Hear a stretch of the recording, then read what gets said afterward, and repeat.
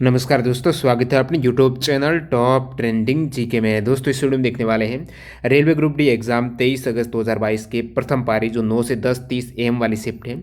इस शिफ्ट में पूछे गए पूरे जीके और साइंस के सवाल मिल चुके हैं, यानी 20 में से 20 जीके के सवाल, साथ ही साथ यहाँ पर 25 में से 24 सवाल साइंस के भी मिल चुके हैं। तो 44 सवाल हैं अब तक के सबसे ज़्यादा एग्जैक्ट सवाल मिले हैं। तो ये सारे सवाल आंसर और एक्स्ट्रा फैक्ट सही देखने वाले हैं। आने वाले सेट में जिन भी कैंडिडेट का एग्जाम है ज़रूर फायदा होगा। न्यू कैंडिडेट चैनल को सब्सक्राइब करके बेल आइकन हिट कर देना ताकि इस प्रकार के इंपॉर्टेंट वीडियो आपसे मिस ना हो। PDF फाइल तीनों शिफ्ट की एक साथ कल मॉर्निंग को आपको मिल जाएगी टेलीग्राम चैनल पर। तो टेलीग्राम चैनल डिस्क्रिप्शन बॉक्स में लिंक है, क्लिक करके आप ज्वाइन कर लीजिएगा। इन सभी अभ्यर्थियों का बहुत बहुत धन्यवाद जिन्होंने रियल और ऑथेंटिक सवाल है वो टेलीग्राम पर सेंड किए हैं। आप भी अपने शिफ्ट में पूछे गए सवाल भेज सकते हो। जैसे ही एग्जाम खत्म होता है सवाल सेंड करने की लिंक आपको टेलीग्राम पर ही मिलती है। तो शुरुआत करेंगे यहाँ पर जीके के सवाल के साथ। जीके के सवाल की बात करूँ तो आज करंट अफेयर्स के 8 सवाल पूछे गए हैं। करंट अफेयर आज मार्च 2022 तक का पूछा गया है। 8 सवाल करंट अफेयर्स के हैं और 12 सवाल बाकी जीके के हैं। और नेक्स्ट यहाँ पर देखते हैं जो न्यू कैंडिडेट हैं अभी तक मॉक टेस्ट नहीं लगा रहे हैं तो प्रैक्टिस के तौर पर आपको डेली एक मॉक टेस्ट लगाने हैं। आने वाले फेज़ में जो शेड्यूल हुआ है आपका ग्रुप डी का एग्ज़ाम, तो ज़रूर आपका तैयारी करके जाइएगा, मॉक टेस्ट प्रैक्टिस करके जाइएगा तो टाइम मैनेजमेंट बेहतर हो पाएगा। आप 90 मिनट में ईजिली 100 सवाल हल कर पाएंगे। तो यहाँ पर आपका कॉन्फिडेंस बना रहता है। एग्जाम से पहले ही पता चल जाता है कौन से सब्जेक्ट्स के बार बार ज़्यादा सवाल गलत हो रहे हैं, उसको समय रहता है आप बूस्ट कर सकते हो। तो टेक्स्ट बुक पर TTG के कूपन कोड यूज़ करना ना भूलें। एक्स्ट्रा 20% का यहाँ पर डिस्काउंट मिल जाएगा। टेक्स्ट बुक ऐप और वेबसाइट दोनों पर जाकर आप ये पास ज्वाइन कर सकते हो। इसमें सेम एग्जाम पैटर्न और डैशबोर्ड पर आधारित मॉक टेस्ट रहते हैं, तो जरूर यहाँ से प्रैक्टिस कीजिएगा। रेलवे एग्जाम्स के बाद भी जितने rail SSC banking defence central और स्टेट गवर्नमेंट एग्जाम होते हैं तो 580+ एग्जाम्स के मॉक टेस्ट आपको मिलने वाले हैं। ये पूरे मॉक टेस्ट एक ही पास में ईयरली वैलिडिटी रहती है इसकी। तो चलिए यहाँ पर देख लेते हैं जीके के सवाल। सवाल नंबर 1 देखिएगा। शुरुआत करते हैं करंट अफेयर्स के सवाल के साथ। मार्च 2022 तक नई रिपोर्ट के अनुसार कितने प्रतिशत ग्रामीण बच्चों का नामांकन सरकारी स्कूल में हुआ है? तो ये रिपोर्ट आई थी नवंबर 2021 में। ASER की रिपोर्ट है, annual status of education report है। इसके अकॉर्डिंग भारत में 2021 में 70.3% बच्चों ने सरकारी स्कूल में दाखिला लिया है। ये करंट अफेयर्स किसी भी बुक वगैरह में आपको नहीं मिलेगा। तो इस टाइप से ये थोड़ा अलग से हटकर सवाल पूछा गया है। 70.3% बच्चों ने सरकारी स्कूल में एनरोलमेंट किया है, दाखिला लिया है। 2020 में ये डाटा था इस रिपोर्ट के अकॉर्डिंग 65.8%। तो जरूर परसेंटेज यहाँ पर बढ़ा है। नेक्स्ट सवाल देखते हैं। CSIR जो वैज्ञानिक और औद्योगिक अनुसंधान परिषद है, इसका एक कार्यक्रम है जिज्ञासा कार्यक्रम। इस जिज्ञासा कार्यक्रम के तहत बच्चों के लिए भारत की पहली वर्चुअल साइंस लैब किसने लॉन्च की है? भारत की प्रथम ये वर्चुअल साइंस लैब है। इसको CSIR ने, यानी माननीय विज्ञान और प्रौद्योगिकी और पृथ्वी विज्ञान जो मंत्री है, माननीय मंत्री डॉक्टर जितेंद्र सिंह ने, ये विज्ञान और प्रौद्योगिकी पृथ्वी विज्ञान के मंत्री, इनके द्वारा वर्चुअल साइंस लैब को लॉन्च किया गया है। NK सिंह किस वित्त आयोग के अध्यक्ष हैं? 15वें वित्त आयोग के अध्यक्ष इससे पहले पूछा गया है कि कौन थे। आज पूछा है कि NK सिंह है किस वित्त आयोग के अध्यक्ष हैं? तो वर्तमान में जो 15वां वित्त आयोग है 2020 से 25, इसके अध्यक्ष हैं NK सिंह। इससे पहले 14वें के डॉक्टर YV रेड्डी थे। प्रथम वित्त आयोग के KC न्योगी थे। वित्त आयोग आर्टिकल 280 में आपको देखने को मिलता है। खाद्यान्न आपूर्ति के लिए सरकार की सबसे बड़ी योजना कौन सी है जिसे सितंबर 2022 तक बढ़ाया गया है? तो प्रधानमंत्री गरीब कल्याण योजना है।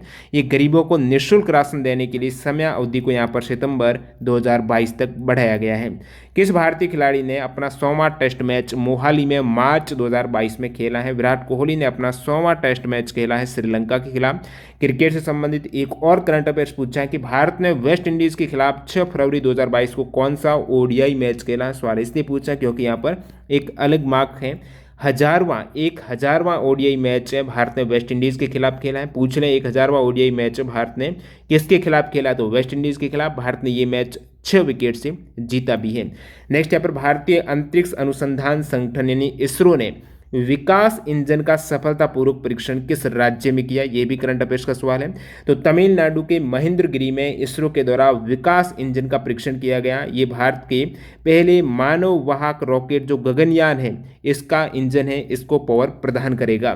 बजट 2022-23 में कितने करोड़ रुपए के बीच आय वाली सहकारी समितियों पर एफपीओ की तर्ज पर अधिभार है, इसको 12% से घटाकर 7% करने की घोषणा की गई। तो ये बजट से सवाल पूछा है। तो ये सहकारी समितियों हेतु जो अधिभार है 12 से घटाकर 7% करने की घोषणा की है। ये 1 से 10 करोड़ के बीच रुपए वाली जो सहकारी समिति है ना, जो 1 से 10 करोड़ के बीच, उन सहकारी समितियों पर ये लागू होता है। 7% टैक्स यहाँ पर किया गया है 12 से घटाकर। और सहकारी समिति की बात करूँ, इसी बजट में न्यूनतम वैकल्पिक कर है सहकारी समितियों का, वो 18.5% से घटाकर कितना किया गया है, 15%। आने वाले सेट में ये फैक्ट आ सकता है। और प्राथमिक कृषि सहकारी समितियों के डिजिटलीकरण के लिए 350 करोड़ रुपए की राशि प्रस्ताव हुई है। और सहकारिता के माध्यम से समृद्धि के लिए 2022-23 में 274 करोड़ का प्रस्ताव पारित हुआ है। नेक्स्ट सवाल आया है, इससे पहले आपके कल आ चुका है। शास्त्रीय नृत्य पूछा था कौन सा, कितने शास्त्रीय नृत्य है ये पूछा था। सॉरी, भाषा है, नृत्य नहीं, ये भाषा का है। कितनी शास्त्रीय भाषा है, इससे पहले पूछा था। आज पूछा कौन सी शास्त्रीय भाषा नहीं है, तो विकल्प में बंगाली था जो नहीं है शास्त्रीय भाषा। अब आपको पता है टोटल 6 भाषाएं हैं शास्त्रीय भाषा 2004 से 14 के मध्य, जिसमें सबसे लेटेस्ट है ओडिया 2014, और सबसे पुरानी है भाषा वो है 2004 की तमिल भाषा है। ठीक है, तमिल, संस्कृत, कन्नड़, तेलुगु, मलयालम। सवाल आ सकता है कि 2013 में कौन सी शास्त्रीय भाषा के रूप में मान्यता मिली है, तो 2013 में मलयालम को मिली थी, 2014 में उड़िया को मिली है, 2005 में संस्कृत को मिली है। तो ये कब मिली है, ये इंपॉर्टेंट है, जरूर आने वाले शिफ्ट में पूछा जाएगा, क्योंकि बार बार इसी से पूछे जा रहे हैं, तो याद रख लेना।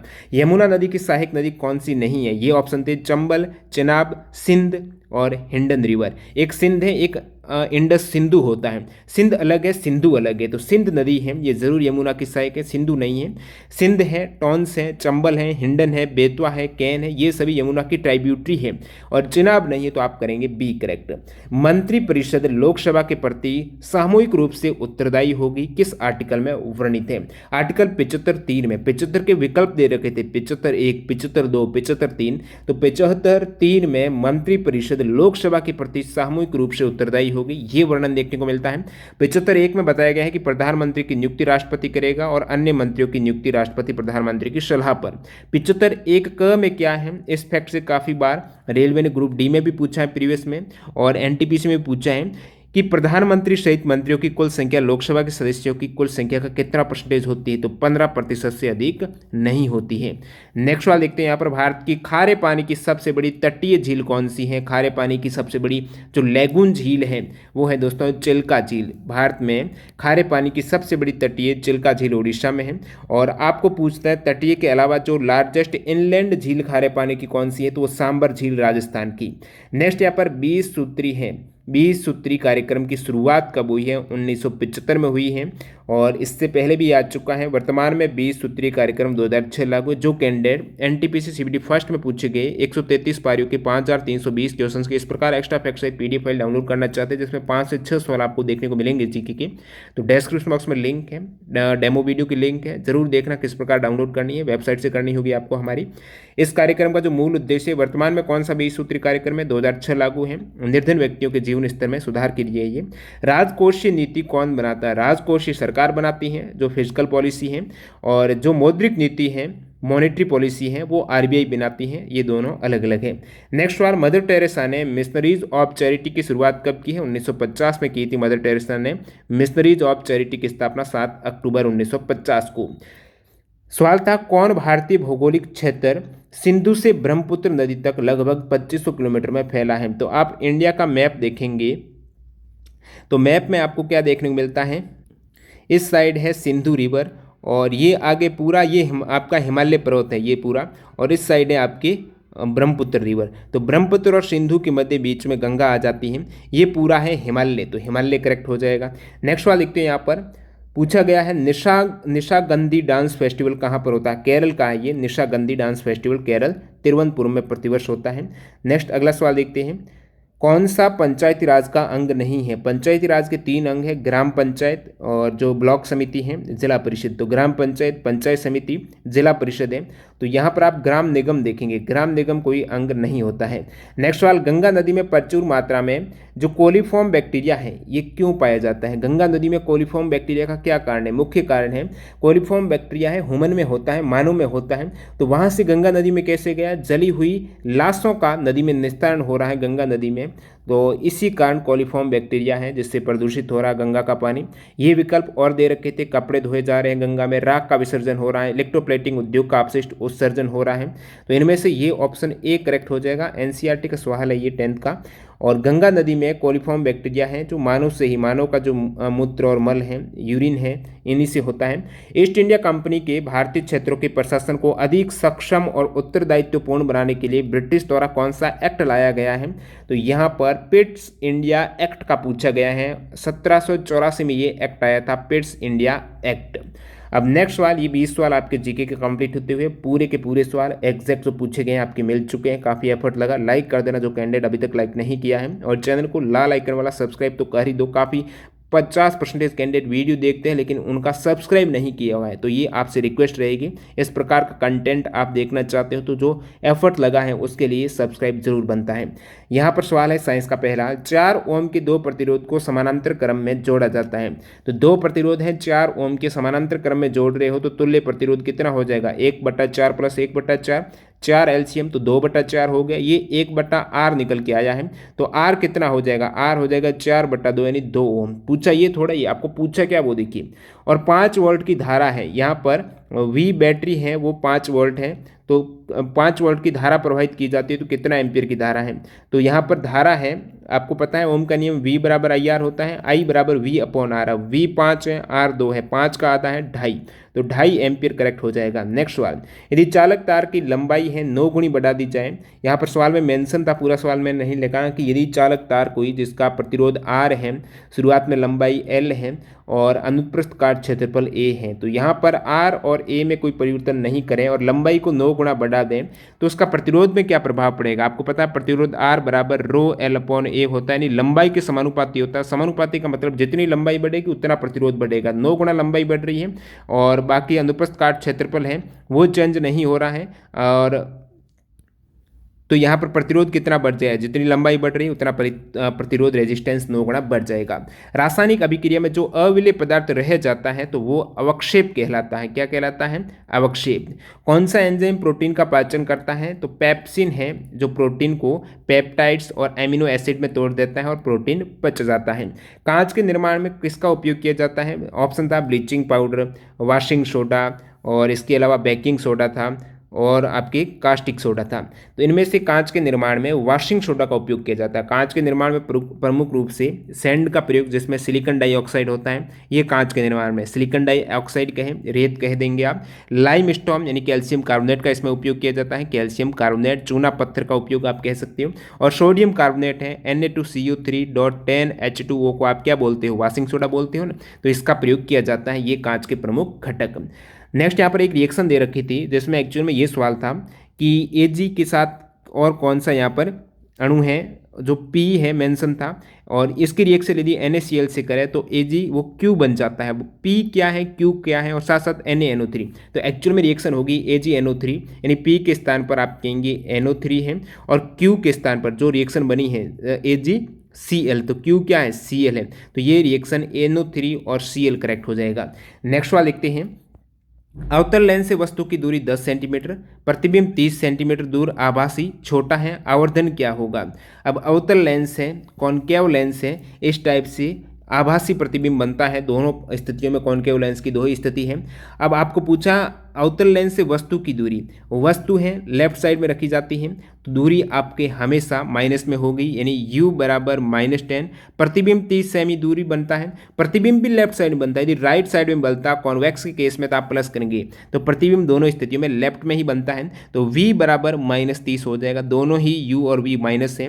आवर्धन क्या होता है लेंस का? लेंस में डायरेक्टली v/u होता है। दर्पण का आवर्धन जरूर m = -v/u होता है, लेकिन लेंस में m = v/u। अब m बराबर v आपको दे रखा है -30, u दे रखा है -10, माइनस माइनस प्लस हो गई तो 3 हो गया, आवर्धन +3 हो गया, क्या +3 आप आवर्धन कहेंगे। आवर्धन का प्लस होने का मतलब जो आपका प्रतिबिंब बना है वो ऊपर की साइड बना, आप देख रहे हो उल्टा थोड़ा ही बना, सीधा प्रतिबिंब यहाँ पर दोनों स्थितियों में देखने को मिल रहा है। नेक्स्ट सवाल डायनेमो के सिद्धांत पर काम करता है, तो ये पहले भी आ चुका है, इजी सा सवाल है विद्युत चुंबकीय प्रेरण के सिद्धांत पर। और काफ़ी ऐसे भी प्लेटफॉर्म रहते हैं जो दावा करते हैं ये सवाल हमने कराया, बिल्कुल इजी सा सवाल है, वो क्या कराए वो बेसिक से है, हर कोई वही शुरुआत में वही पढ़ता है। क्लेम ऐसे सवाल करो जो कोई नहीं कराता है और हटकर सवाल आया और उन टीचर्स ने कराया है, वो बात होती है वाकई में। डायनेमो के सिद्धांत पर काम करता है इलेक्ट्रोमैग्नेटिक इंडक्शन। नेक्स्ट यहाँ पर एल्कीन का सूत्र क्या है, एल्कीन का सूत्र है CnH2n। एल्केन का क्या है CnH2n+2। एल्काइन जिसमें ट्रिपल बॉन्ड बनता है CnH2n-2, तो ये एल्काइन का है, एल्काइन में -2 आप करेंगे, एल्कीन में CnH2m और एल्केन में CnH2n+2। नेक्स्ट सवाल पौधों में जाइलम और फ्लोएम उत्तक संबंधित सही स्टेटमेंट आपको बताना था। तो फ्लोएम में शर्करा की गति है वो द्विदिशात्मक होती है। फ्लोएम में क्या होता है, पोषक तत्वों का परिवहन होता है। जाइलम में जल का होता है, तो जल की गति ऊपर की ओर ऊर्ध्वगामी होती है, जड़ों से ऊपर जाता है। और जो फ्लोएम है फूड है, पत्तियों से नीचे आ सकता है, जड़ से भी ऊपर चला जा सकता है, तो दोनों दिशात्मक रहती है फ्लोएम की। अवतल दर्पण में यदि प्रतिबिंब वास्तविक उल्टा और छोटा बनता है तो बिंब की स्थिति, दो केस मिलता है अवतल दर्पण में प्रतिबिंब जब छोटा बनता है। दो केस, या तो आपका बिंब होगा अनंत पर, तो आपको पूछा बिंब का, बिंब अनंत पर होगा, तो यदि सवाल में मेंशन था अत्यधिक छोटा तो आप कहेंगे अनंत पर बिंब होगा।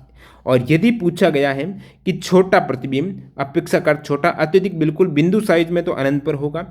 और बिल्कुल छोटा प्रतिबिंब बनेगा जब बिंब की स्थिति होगी सी से परे, सी से परे होगी, ये गलत देख लिया मैंने, प्रतिबिंब की स्थिति बता दी है, बिंब की पूछा है, तो बिंब सी से परे होगा, उस केस में आपका प्रतिबिंब एफ और सी के मध्य बनेगा और छोटा बनेगा। तो दो ही स्थिति है छोटे की, बाकी सभी बड़े की है।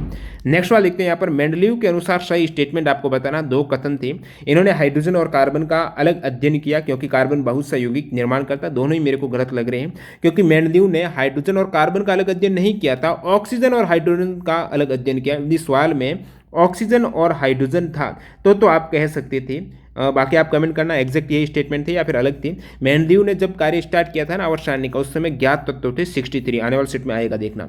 और इन्होंने यहाँ पर मेंडलीव ने तत्वों के ऑक्सीजन और हाइड्रोजन के साथ बनने वाले यौगिक पर ध्यान दिया, जो ऑक्सीजन और हाइड्रोजन के साथ यौगिक बनते। ऐसा क्यों, क्योंकि ऑक्सीजन तथा हाइड्रोजन का इसलिए चुनाव किया क्योंकि ये अत्यंत सक्रिय हैं तथा अधिकांश तत्वों के साथ यौगिक बनाते हैं। कार्बन बहुत सा यौगिक का निर्माण करता है, लेकिन यहाँ पर इन्होंने बताया कि ये अधिकतम यौगिक हैं हाइड्रोजन और ऑक्सीजन के साथ, न कि कार्बन के साथ। और क्योंकि यहाँ पर हाइड्राइड बनते हैं, ऑक्साइड बनते हैं। और नेक्स्ट यहाँ पर तत्वों के गुणधर्म उन्होंने परमाणु द्रव्यमान के आवर्ती फलन बताए थे, और बाद में यहाँ पर इन्होंने वैसे परमाणु द्रव्यमान के आवर्ती फलन बताए हैं, लेकिन कुछ कुछ एलिमेंट में उन्होंने क्या किया, जो ज़्यादा परमाणु द्रव्यमान का उसको पहले रख दिया क्योंकि गुण वो समान सिमिलरिटी अन्य वर्ग से नहीं कर रहा था। तो कोबाल्ट जैसे कि परमाणु द्रव्यमान 58.9 है और निकल का 58.7 जो कम है, पहले आना चाहिए निकल, लेकिन इन्होंने कोबाल्ट को पहले लगा। और उनकी क्या विशेषता आवर्त सारणी की मेंडलीव की, मेंडलीव ने अपनी आवर्त सारणी में कुछ स्थान रिक्त छोड़े जो बाद में भरे गए। जैसे कि उन्होंने उसका रिक्त छोड़े जो एलिमेंट का नाम है वो एक का उपसर्ग से रखा था। जैसे बात करूँ स्कैंडियम, गैलियम और जर्मेनियम है जो बाद में भरे गए हैं। पहले वो एक का बोरॉन, एक का एल्यूमिनियम, एक का सिलिकॉन के समान। तो आपको पूछ लें एक का बोरॉन कौन सा, स्कैंडियम, एक का एल्यूमिनियम कौन सा, गैलियम, एक का सिलिकॉन कौन सा, जर्मेनियम, ये कहेंगे आप। सही कथन से एक और सवाल, कार्बन के अधिकतर यौगिक विद्युत के कुचालक होते हैं, बिल्कुल करेक्ट है। कार्बन के तो कुचालक होते हैं, फ्री इलेक्ट्रॉन रहता नहीं है। कार्बन की यौगिक का क्वथनांक और गलनांक कम होता है, ये भी करेक्ट है क्योंकि यहाँ पर सहसंयोजक बंध बनता है। सहसंयोजक बंध है वो आयनिक बंध से दुर्बल होता है, तो इतना बड़ा मजबूत बॉन्डिंग नहीं होगी, तो इजीली उसका क्वथनांक और गलनांक कम ही रहेगा। तो यहाँ पर दोनों ही सही लग रहे हैं। सामान्य तौर पर कार्बन केवल सहसंयोजक बंध बनाता है और 4 इलेक्ट्रॉन को गणन और त्याग ये नहीं कर सकता है, इसलिए यहाँ पर सहसंयोजी बंध यौगिक बनते हैं जो विद्युत के कुचालक होते हैं और मजबूत बल भी नहीं है संयोजक बंधन के कारण, तो क्वथनांक और गलनांक भी कम। कलोर क्षार रिएक्शन से बार बार सवाल आ रहा है। आज यहाँ पर पूछा है कलोर क्षार रिएक्शन में बनता क्या है, एक क्षार बनता है, क्लोरीन बनता है। तो क्षार यहाँ पर सोडियम हाइड्रोक्साइड बन गया, क्लोरीन गैस बन गई, तो ये पूरी कलोर क्षार रिएक्शन है। NaCl की जल के साथ होती है कलोर क्षार की। नेक्स्ट यहाँ पर पानी में रखा नींबू ऊपर से देखने पर उठा हुआ क्यों दिखाई देता है, इजी सा सवाल है। अपवर्तन और परावर्तन का जो 10th का आप चैप्टर देखेंगे पहला, 10th चैप्टर देखेंगे परावर्तन और अपवर्तन का। शुरुआत इसी से की गई है, अपवर्तन के उदाहरण से। तो ये पूरा 2 घंटे का वीडियो आप देख सकते हो। बार बार इसी चैप्टर से 2 से 3 सवाल तो आ ही रहे हैं। तो अपवर्तन के कारण पानी में रखी जो पेंसिल है वो टेढ़ी दिखाई देती है, सिक्का ऊपर उठा हुआ दिखाई देना, नींबू का ऊपर उठा हुआ दिखाई देना, वो घटना है अपवर्तन। ठीक है। कौन से घरेलू उपकरण में विद्युत मोटर लगी हुई नहीं है? अब घरेलू उपकरण ऑप्शन था जो एक तो इलेक्ट्रिक मिक्सर होता है, पंखा होता है, इस्त्री है, वॉशिंग मशीन है, इस्त्री यानी आयरन, इलेक्ट्रिक आयरन। तो यहाँ पर आप देखेंगे विद्युत मोटर का कार्य है विद्युत ऊर्जा को यांत्रिक ऊर्जा में। मिक्सर में एक तरीके से मिक्सर फैन चलता है, उसमें विद्युत ऊर्जा यांत्रिक ऊर्जा में। पंखा भी, पंखा तो चलता ही यांत्रिक ऊर्जा। वॉशिंग मशीन में भी फैन चलता है, लेकिन इस्त्री में देखेंगे ना तो ऐसी कोई यांत्रिक ऊर्जा में कन्वर्ट न होकर वो एक तापीय ऊर्जा में कन्वर्ट होता है। गर्म होती है ना मशीन, तो गर्म होने का कारण है आयरन में मोटर लगी हुई नहीं होती है। बर्थ कंट्रोल में गर्भ निरोधक गोलियां किस प्रकार की कार्य करती? तो बर्थ कंट्रोल से लगभग प्रत्येक शिफ्ट में एक न एक सवाल जरूर पूछा जाता है। कहीं आईवीएफ से पूछा जा रहा है, कहीं कोऑपरेटिव वाला बर्थ कंट्रोल से आ रहा है, और पिल्स से भी आ रहा है। तो बर्थ कंट्रोल ये पहले भी आ चुका है। गर्भ निरोधक गोलियां किस प्रकार कार्य करती हैं? तो जो अंडा, आपके अंडा है वो अंडाशय में बनता है, ओवरी में बनता है। एक अंडा निकलता है 1 महीने में, तो अंडों को ओवरी से निकलने से रोक देता है। अब ओवरी से जब अंडा नहीं निकलेगा तो फर्टिलाइजेशन नहीं हो पाएगा, सो यहाँ पर ये बर्थ कंट्रोल हो जाएगा। तो अंडे को ओवरी से निकलने से ये रोक देते हैं। साथ ही साथ जो बर्थ कंट्रोल पिल्स होती हैं, ये गोलियाँ क्या करती हैं? सर्वाइकल म्यूकस का गाढ़ापन और बढ़ा देती है। इससे क्या होगा, जो भी शुक्राणु है वो गर्भाशय गिरवा में जाएगा ही नहीं और अंडे तक पहुँचेगा नहीं, तो यहाँ पर निषेचन नहीं हो पाएगा। किडनी से कौन से अपशिष्ट उत्सर्जित होते हैं? किडनी से लवण और जल हो जाएगा। गुर्दे होते हैं, किडनी होती है, वो क्या करता है? रक्त से यूरिया हो गया, साथ ही लवण है, अतिरिक्त जल है, जो नाइट्रोजन युक्त अपशिष्ट है एक तरीके से, उनको हटाते हैं मूत्र के रूप से। तो गुर्दे में होती है नेफ्रॉन की छोटी छोटी इकाइयाँ, किडनी में नेफ्रॉन है, नेफ्रॉन ये कार्य करती है। नेक्स्ट सवाल, मेडल मटर पौधे के प्रयोग से सही स्टेटमेंट था? तो ये के पूरे कथन नहीं मिले, क्या था सही कथन, कौन सा है? ये 2 स्टेटमेंट। आधुनिक आवर्त सारणी में 18 ऊर्ध्वाधर स्तंभ होते हैं, उनसे ग्रुप कहते हैं, करेक्ट है। और ये क्षैतिज जो रहते हैं, क्षैतिज पंक्ति, इसे आवर्त कहते हैं, दोनों करेक्ट हैं। दोनों 7 आवर्त हैं, 18 ग्रुप हैं। एक सवाल इस टाइप से आप देख सकते हो।